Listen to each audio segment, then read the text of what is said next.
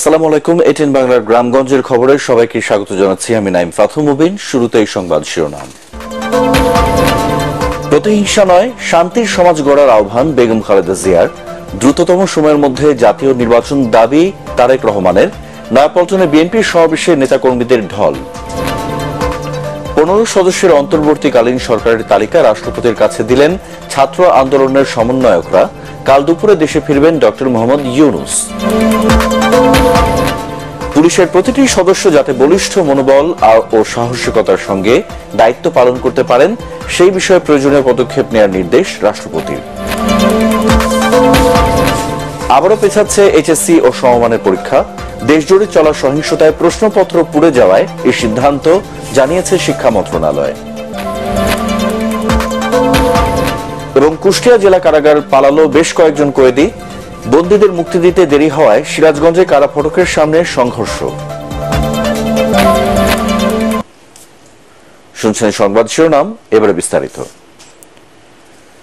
প্রতিশোধ, প্রতিহিংসা নয়, শান্তি ও মুক্তির সমাজ গড়ে তুলতে দেশবাসীর প্রতি আহ্বান জানিয়েছেন বিএনপি চেয়ারপারসন বেগম খালেদা জিয়া। বিকেলে নয়াপল্টনে দলের সমাবেশে দীর্ঘদিন পর ভার্চুয়ালি বক্তব্যে তিনি বলেন, আগামী দিনে শোষণহীন সমাজ গড়াই হবে বিএনপির লক্ষ্য। দীর্ঘদিন অসুস্থ থাকার পর আপনাদের সামনে কথা বলতে পারার জন্য আল্লাহর কাছে শুকরিয়া আদায় করছি। আমার কারাবন্দী অবস্থায় আপনারা আমার কারামুক্তি ও রোগ মুক্তির জন্য সংগ্রাম করেছেন, দোয়া করেছেন। সেজন্য আমি আপনাদের সকলকে ধন্যবাদ জানাচ্ছি। দীর্ঘ আন্দোলন সংগ্রাম ও ত্যাগের মধ্য দিয়ে আমরা ফ্যাসিবাদী অবৈধ সরকারের কাছ থেকে মুক্তি পেয়েছি। আমি আন্তরিক ধন্যবাদ জানাতে চাই আমাদের বীর সন্তানদের, যারা মরণপণ সংগ্রাম করে এই অসম্ভবকে সম্ভব করেছে। শত শত শহীদদের জানাই শ্রদ্ধা। এই বিজয় আমাদের নতুন সম্ভাবনা নিয়ে এসেছে।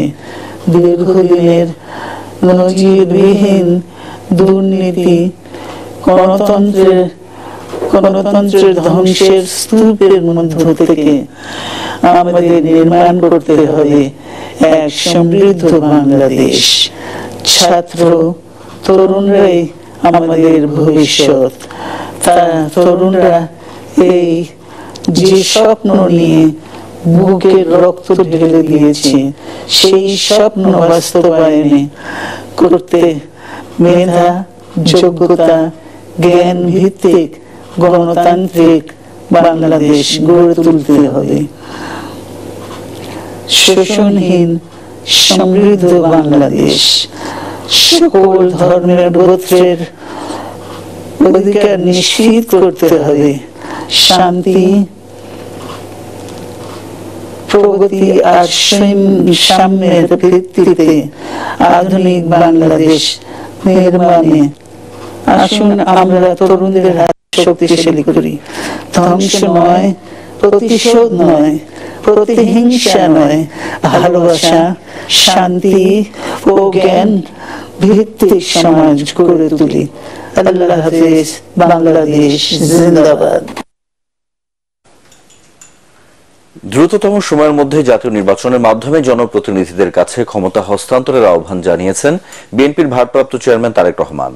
বিকেলে রাজধানীর নয়াপল্টনে বিএনপির সমাবেশে লন্ডন থেকে ভার্চুয়ালি যুক্ত হয়ে নেতাকর্মীদের উদ্দেশ্যে তিনি বলেন, কেউ নিজের হাতে আইন তুলে নেবেন না। নৈরাজ্যের বদলে নৈরাজ্য সমাধান হতে পারে না। দেশবাসীর নিরাপত্তা নিশ্চিত করতে বিএনপি নেতাকর্মীদের প্রতি আহ্বান জানান তারেক রহমান।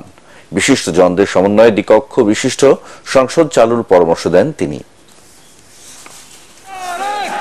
প্রচলিত রাজনৈতিক ব্যবস্থায় বিজ্ঞদের এরকম অনেকেই সংশ্লিষ্ট হতে চান না। সুতরাং এইসব গুণী মানুষদেরকে রাষ্ট্র পরিচালনায় ও নীতি প্রণয়নে অন্তর্ভুক্ত করতে জাতীয় সংসদে উচ্চ কক্ষ চালু করার প্রস্তাব বাংলাদেশ জাতীয়তাবাদী দল রেখেছে এরই ভিতরে। রাজনৈতিক এবং রাষ্ট্র পরিচালনায় গুণগত পরিবর্তন আনতে না পারলে আমাদের আজকের এই বিপ্লব কাঙ্ক্ষিত ফল মিলবে না। প্রিয় ভাই বোনেরা, 12.5 কোটি ভোটারের অধিকার কেড়ে নিয়েছিল স্বৈরাচার। গত 15-16 বছর ধরে জনগণের উপরে স্বৈরা শাসন চাপিয়ে দিয়েছিল। স্বৈরাচার গণহত্যাকারী হাসিনার পতনের মধ্য দিয়ে হাজারো শহীদের রক্ত রঞ্জিত বিপ্লবের প্রথম ধাপ সফল হয়েছে মাত্র। ছাত্র জনতার এই রক্ত ঝরা বিপ্লবের চূড়ান্ত লক্ষ্য একটি বৈষম্যহীন গণতান্ত্রিক বাংলাদেশ। তাই বিপ্লবের লক্ষ্য বাস্তবায়নে দ্রুততম সময়ের মধ্যে জাতীয় নির্বাচন অনুষ্ঠান করতে হবে। দ্রুততম সময়ের মধ্যে জনগণের ভোটে নির্বাচিত প্রতিনিধিদের কাছে ক্ষমতা হস্তান্তর করতে হবে। স্বৈরাচার হাসিনা পতনের রক্ত রঞ্জিত বিপ্লবকে সার্থক এবং সফল করে আসুন নাগরিক হিসাবে আমরা আরো দায়িত্বশীল আচরণ করি। বিভেদ, বিরোধ, হিংসা, প্রতিহিংসা নয়। আসুন সবাই মিলে রাষ্ট্র এবং সমাজে মুক্তিযুদ্ধের মূল মন্ত্র সাম্য, মানবিক মর্যাদা, সামাজিক সুবিচার প্রতিষ্ঠা করার শপথ গ্রহণ করি। নতুন প্রজন্মের জন্য একটি দুর্নীতি মুক্ত এবং জবাবদিহিমূলক একটি নিরাপদ গণতান্ত্রিক বাংলাদেশ আমরা গড়ে তোলার সর্বোচ্চ চেষ্টা করি। সর্বশেষে আমি আমার দলের নেতা কর্মী, সমর্থক, শুভাকাঙ্ক্ষীদের উদ্দেশ্যে বলতে চাই, আমরা সকলে ঐক্যবদ্ধ থাকলে তারুণ্যের জন্য যে তারুণ্যর নেতৃত্বে আজ বাংলাদেশের এই বিপ্লব সফল হয়েছে, আমরা সকলে ঐক্যবদ্ধ থাকলে আগামী দিনের বাংলাদেশের জন্য, তারুণ্যের জন্য একটি নিরাপদ ভবিষ্যৎ আমরা গড়তে পারবো ইনশাআল্লাহ। সবাই যার যার এলাকায় জনগণের সঙ্গে থাকবেন, জনগণকে সঙ্গে রাখবেন, কারণ জনগণই বিএনপির ক্ষমতার উৎস। আল্লাহ হাফেজ। বাংলাদেশ জিন্দাবাদ। বাংলাদেশ জাতীয়তাবাদী দল জিন্দাবাদ। নোবেলজয়ী অর্থনীতিবিদ ডক্টর মোহাম্মদ ইউনূসকে প্রধান করে অন্তর্বর্তীকালীন সরকার গঠনে 15 সদস্যের একটি তালিকা রাষ্ট্রপতির কাছে জমা দিয়েছেন বৈষম্য বিরোধী ছাত্র আন্দোলনের সমন্বয়কারীরা। আজকের মধ্যে রাজনৈতিক দলগুলোর সাথে আলোচনা করে অন্তর্বর্তীকালীন সরকারের তালিকা চূড়ান্ত করবেন রাষ্ট্রপতি মোহাম্মদ শাহাবুদ্দিন। এদিকে কাল দুপুরে ডক্টর মোহাম্মদ ইউনূস দেশে ফিরতে পারেন বলেও জানা গেছে। শেখ মামুনের ক্যামেরায় রিপোর্ট করছেন আদ্দিন সজীব।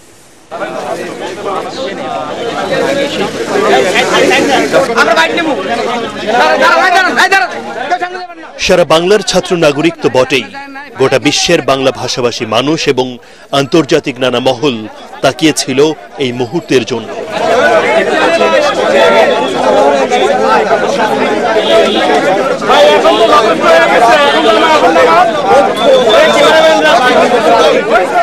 রাষ্ট্রপতি মোহাম্মদ শাহাবুদ্দিন ও 3 বাহিনীর প্রধানের সঙ্গে বৈষম্য বিরোধী ছাত্র আন্দোলনের 13 সমন্বয়কের প্রায় 6 ঘন্টার বৈঠক বঙ্গভবনে। কখন আসবেন বাংলার ইতিহাস বদলানো ওই বীররা? কে হবেন অন্তর্বর্তীকালীন সরকারের প্রধান উপদেষ্টা? তার সঙ্গী বা হবেন কারা?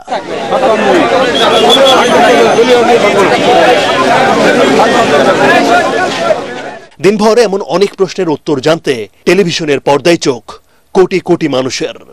ছাত্র জনতার গণ অভ্যুত্থানের নায়করা অবশেষে এলেন। আমরা সমন্বয়কদেরকে দেখতে পাচ্ছি, এখানে মেয়ে সমন্বয়করাও রয়েছেন। খুব সম্ভবত যে তথ্য আমরা জানতাম সেটাতে এখানে 13 সমন্বয়ক কথা বলেছেন। জানালেন নোবেলজয়ী ডক্টর মোহাম্মদ ইউনূস হবেন দেশের বর্তমান অভিভাবক। মহামান্য রাষ্ট্রপতি এবং সেনাবাহিনী, বিমান বাহিনী এবং নৌবাহিনী 3 বাহিনী প্রধানের সাথে আমাদের দীর্ঘ সময় বর্তমান পরিস্থিতি এবং অন্তর্বর্তীকালীন সরকার নিয়ে আলোচনা হয়েছে। আমাদের একটি ফলপ্রসূ আলোচনা হয়েছে এবং ছাত্র নাগরিক অভ্যুত্থানকারীদের পক্ষ থেকে যেই সরকার প্রস্তাব করা হবে সেই প্রস্তাবিত সরকারি চূড়ান্ত অন্তর্বর্তীকালীন সরকার হবে, সেই নিশ্চয়তা আমরা আজকে বঙ্গভবন থেকে পেয়েছি। আমাদের অন্তর্বর্তীকালীন সরকারের জন্য সরকারের প্রধান উপদেষ্টা হিসেবে সর্বজন গ্রহণযোগ্য নোবেল পুরস্কার বিজয়ী আন্তর্জাতিক খ্যাতিসম্পন্ন ব্যক্তিত্ব ডক্টর মোহাম্মদ ইউনূসের নাম প্রস্তাব করেছিলাম এবং আজকে মহামান্য রাষ্ট্রপতিও সম্মতি দিয়েছেন ডক্টর মোহাম্মদ ইউনূসকে প্রধান করেই অন্তর্বর্তীকালীন সরকার দ্রুত সময়ের মধ্যে গঠন করা হবে। মূলত আলোচনা করেছে তো 4 জন, তো ওদের যে আলোচনার স্কিল দেখেছি, ওদের যে আলোচনার আউটকাম দেখেছি, এটা একটা মুগ্ধ করার মতো। মানে আমি নিজে বিশ্বাস করতে পারি না ওরা এত ম্যাচিউরলি সবকিছু এত ডিল করতে পারে। আমরা খুবই লাকি, আমরা শুধুমাত্র মানে অভ্যুত্থানের নেতা পাই নাই, ইনশাআল্লাহ আমার মনে হয় রাষ্ট্র গঠনের নেতা আমরা পেয়ে গেছি ওদের মধ্যে। যখন স্বাধীন বাংলায় স্বৈর শাসন মুক্ত বাংলাদেশ, তখনও সারা দেশের জেলা উপজেলা বিশ্ববিদ্যালয় কলেজের সব সমন্বয়ক ও ছাত্র জনতার প্রতি আহ্বান, শান্ত হন সবাই। আমরা এই অন্তর্বর্তীকালীন সরকারের একটি তালিকা, প্রাথমিক তালিকা দিয়ে এসেছি, যেখানে নাগরিক সমাজ সহ ছাত্র প্রতিনিধিত্ব রয়েছে এবং খুবই দ্রুত সময়ের মধ্যে আমরা এই তালিকাটি নিয়ে বিভিন্ন রাজনৈতিক পক্ষের সাথে আলোচনার মাধ্যমে এটি চূড়ান্ত করা হবে এবং খুবই দ্রুত সময়ের মধ্যে অন্তর্বর্তীকালীন সরকার ঘোষণা করা হবে। আমি এটা একটু বলে দেই, আমাদের এই তালিকা যেহেতু চূড়ান্ত হয় না, এটা এখন প্রকাশ করা হবে না। আর অন্যান্য বিষয়ে আলোচনা চলছে, কতদিনের সরকার হিসেবে আলোচনা চলছে। এটা আমরা 10 থেকে 15 জনের একটা প্রাথমিক তালিকা দিয়েছি, সেই তালিকাটি এখন আমরা প্রকাশ করব না, যেহেতু এটা একটা প্রাথমিক। 24 ঘন্টার মধ্যেই সেই তালিকা সহ আপনারা অন্তর্বর্তীকালীন সরকারের ঘোষণাটি দেশবাসী পেয়ে যাবে। ঢাকা বিশ্ববিদ্যালয়ের আইন বিভাগের অধ্যাপক আসিফ নজরুল, আন্তর্জাতিক সম্পর্ক বিভাগের তানজিম উদ্দিন এবং ব্যবসায়ী নেতা একে আজাদ বৈঠকে অংশ নেন। এই হলো সেই বীর তরুণ প্রজন্ম যারা বাংলাদেশকে আরেকবার স্বাধীন করলো। তারা বাংলাদেশকে দিল একটা স্বৈরাচার মুক্ত স্বদেশ। তাদের জন্য এদেশের প্রত্যেকটা মানুষ এখন গর্ব করছে। কেউ যেন এই সুযোগে দেশকে ভুল পথে নিতে না পারে, সেজন্য শহর বন্দর, পাড়ায় মহল্লায় প্রতিরোধ গড়ে তোলার দায়িত্ব দেন দেশের মুক্তিকামী ছাত্র নাগরিকদের। আদ্দিন সজীব, এটিএন বাংলা, ঢাকা। পুলিশের প্রতিটি সদস্য যাতে বলিষ্ঠ মনোবল ও সাহসিকতার সাথে দায়িত্ব পালন করতে পারেন সে বিষয়ে প্রয়োজনীয় পদক্ষেপ নেওয়ার নির্দেশ দিয়েছেন রাষ্ট্রপতি মোহাম্মদ শাহাবুদ্দিন। পুলিশের নতুন আইজি মোহাম্মদ মইনুল ইসলাম বঙ্গভবনে সাক্ষাৎ করতে গেলে তিনি এ নির্দেশ দেন। রাষ্ট্রপতি বলেন, বর্তমানে দেশের আইন শৃঙ্খলা পরিস্থিতি স্বাভাবিক করা এবং জনগণের জানমালের নিরাপত্তা নিশ্চিতে পুলিশের ভূমিকা খুবই গুরুত্বপূর্ণ। যে কোনো অরাজক পরিস্থিতি ও লুটতরাজ বন্ধে পুলিশকে কঠোর পদক্ষেপ নেওয়ার নির্দেশ দেন রাষ্ট্রপতি মোহাম্মদ শাহাবুদ্দিন। পুলিশ ও র্যাবের শীর্ষ পর্যায়ে রদবদল করা হয়েছে। র্যাপিড অ্যাকশন ব্যাটালিয়ন র্যাবের নতুন মহাপরিচালক হয়েছেন একেএম শহীদুর রহমান। র্যাবের মহাপরিচালক হারুনুর রশিদকে পুলিশ সদর দপ্তরে বদলি করা হয়েছে। ঢাকা মেট্রোপলিটন পুলিশের নতুন কমিশনার করা হয়েছে মোহাম্মদ মাইনুল হাসানকে। ডিএমপি কমিশনার হাবিবুর রহমানকে পুলিশ সদর দপ্তরে বদলি করা হয়েছে। আবারও পিছিয়ে যাচ্ছে এইচএসসি ও সমমানের পরীক্ষা। সম্প্রতি দেশজুড়ে চলা সহিংসতা ও হামলায় প্রশ্নপত্র পুড়ে যাওয়ার কারণে পরীক্ষা আরও এক দফা পেছানোর সিদ্ধান্ত নেওয়া হয়েছে। যদিও শিক্ষা মন্ত্রণালয়ের বিজ্ঞপ্তিতে বলা হয়, অনিবার্য কারণে 11 আগস্ট অনুষ্ঠিত হতে যাওয়া পরীক্ষা আবারও স্থগিত করা হলো। অনুষ্ঠিত না হওয়া পরীক্ষাগুলোর সময়সূচি পরবর্তীতে জানানো হবে। এর আগে কোটা সংস্কার আন্দোলনকে কেন্দ্র করে সহিংসতার কারণে 2 দফায় স্থগিত হয় এইচএসসি ও সমমানের পরীক্ষা। কুষ্টিয়া জেলা কারাগার থেকে বেশ কয়েকজন কয়েদি পালিয়ে গেছে। বেলা 2:30টার দিকে এই ঘটনা ঘটে। পরিস্থিতি নিয়ন্ত্রণে ফাঁকা গুলি করে কারারক্ষীরা। পরে সেনাবাহিনীর বেশ কয়েকটি টিম এসে পরিস্থিতি নিয়ন্ত্রণ করে। এই ঘটনায় কেউ হতাহত হয়নি। বর্তমানে পরিস্থিতি স্বাভাবিক রয়েছে। এদিকে সিরাজগঞ্জ জেলা কারাগার থেকে বন্দীদের মুক্তি দিতে দেরি হওয়ায় সংঘর্ষের ঘটনা ঘটেছে।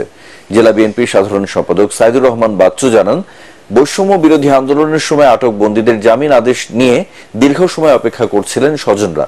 এরপরও বন্দীদের মুক্তি না হওয়ায় ক্ষিপ্ত হয়ে কারাগারে হামলা চালায় তারা। জেলা ম্যাজিস্ট্রেট মীর মাহবুবুর রহমান জানান, সংঘর্ষের সময় সাজাপ্রাপ্ত হাজতীরাও বের হওয়ার চেষ্টা করে। খবর পেয়ে সেনা সদস্যরা এসে পরিস্থিতি নিয়ন্ত্রণে আনে। বর্তমান পরিস্থিতিতে জনসাধারণের জানমাল রক্ষা ও সরকারি গুরুত্বপূর্ণ স্থাপনাগুলোর সার্বিক নিরাপত্তা দিতে সেনাবাহিনীর সদস্যরা মোতায়েন রয়েছে বলে জানিয়েছে আন্তর্বাহিনী জনসংযোগ পরিদপ্তর আইএসপিআর। যে কোনো নাশকতামূলক কর্মকাণ্ড, হানাহানি ও প্রাণনাশের হুমকির সম্মুখীন হলে কাছের সেনাবাহিনী ক্যাম্পে যোগাযোগ করার জন্য অনুরোধ করা হয়েছে বিজ্ঞপ্তিতে।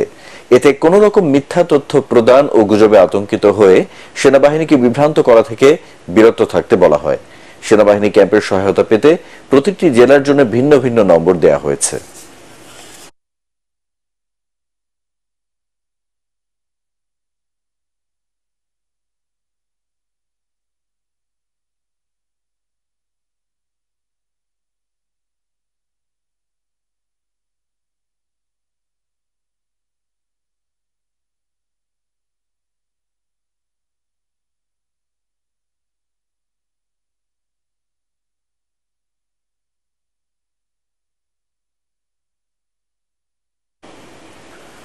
সাম্প্রতিক পরিস্থিতিতে চট্টগ্রামের কোথাও মন্দির উপাসনালয়ে হামলার ঘটনা ঘটেনি এবং হিন্দু সহ অন্যান্য ধর্মাবলম্বীদের জানমাল রক্ষায় চট্টগ্রাম মহানগরী জামায়াত কাজ করছে বলে জানিয়েছেন দলটির চট্টগ্রাম মহানগর আমির ও সাবেক সংসদ সদস্য শাহজাহান চৌধুরী। চট্টগ্রাম সহ দেশের চলমান পরিস্থিতি নিয়ে দুপুরে আয়োজিত এক সংবাদ সম্মেলনে তিনি বলেন, একটি স্বার্থান্বেষী মহল সরকারি বেসরকারি স্থাপনায় হামলা, ভাঙচুর ও প্রতিপক্ষের উপর হামলার ঘটনা ঘটাচ্ছে, যা কোনোভাবেই কাম্য নয়।